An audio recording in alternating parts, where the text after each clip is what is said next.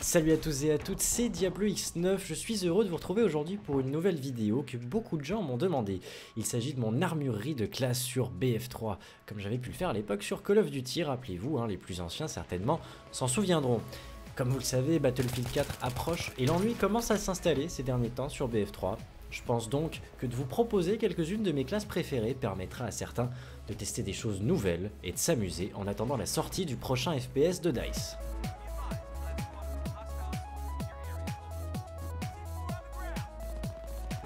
Il existe énormément de combinaisons différentes sur BF3, voici quelques-unes de mes favorites. L'AEC 971, on commence donc par quelque chose de très classique mais de terriblement efficace.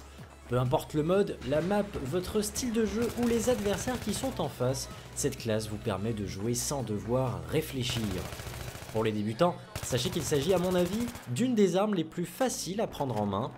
Par la suite, si vous voulez assurer votre massacre, testez l'équipement suivant, Cobra ou Point Rouge selon votre préférence, garde-main et canon lourd.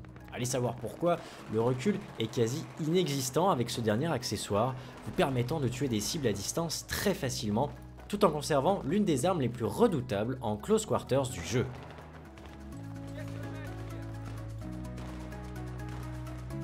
Pour cette deuxième classe d'assaut, non, pas de M16A3, je tiens aujourd'hui à vous proposer des configurations que j'apprécie mais qui sont aussi pour certaines moins utilisées et donc plus originales et fun à jouer.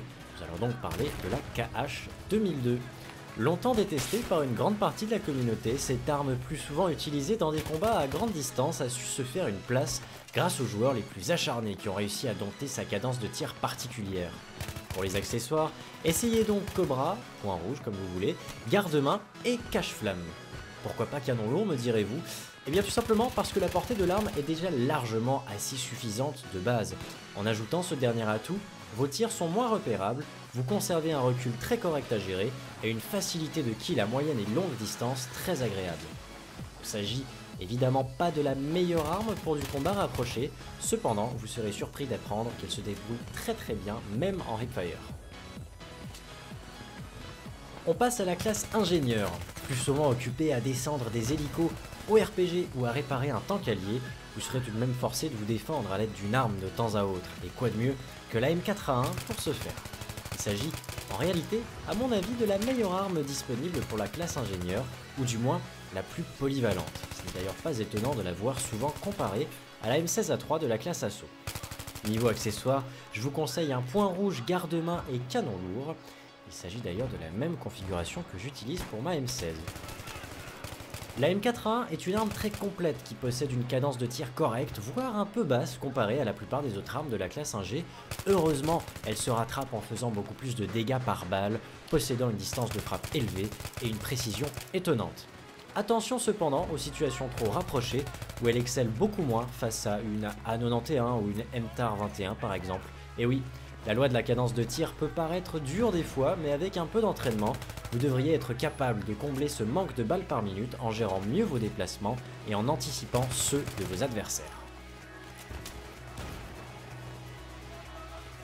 Ma petite G53, et oui, c'est sûr, il faut avouer qu'elle n'est pas très imposante et pourtant, la G53 est le genre d'arme que beaucoup auront tendance à sous-estimer, mais croyez-moi, il s'agit certainement d'une de mes armes favorites pour cette classe.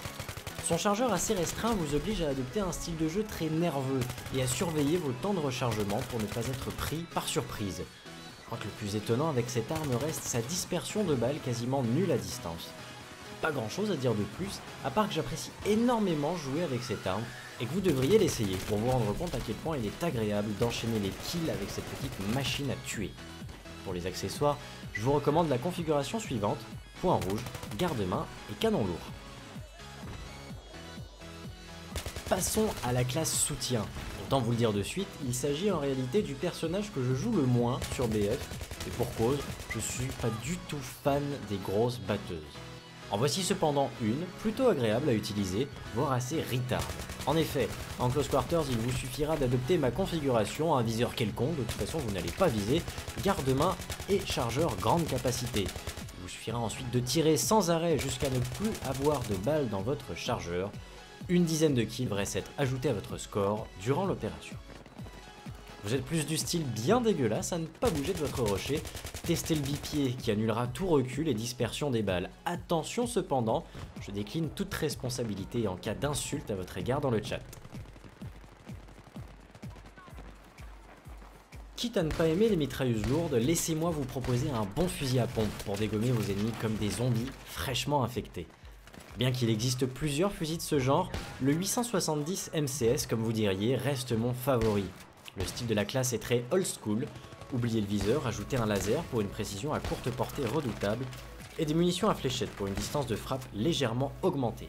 Cette classe m'a d'ailleurs été conseillée par mon cher ami Drungzy, qui est au passage ex-vice-champion de France et actuel 3e équipe de France sur Battlefield 3 avec la team Pyrogène. Petite astuce tant qu'on y est, tentez de vous accroupir à chaque tir, vos balles semblent moins se disperser.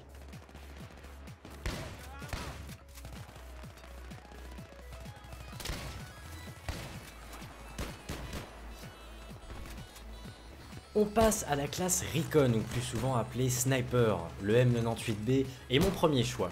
Dans le style badass, je ne pense pas qu'on puisse faire mieux.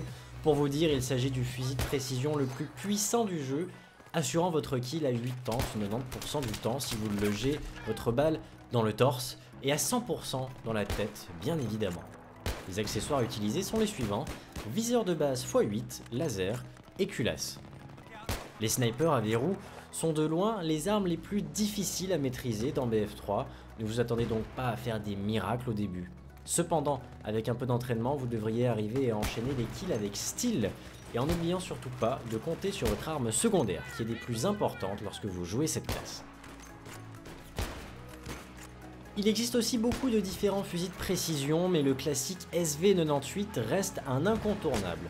Cette classe Aggressive Recon vous permettra de tenter les choses les plus folles, assurant vos no-scopes 9 fois sur 10.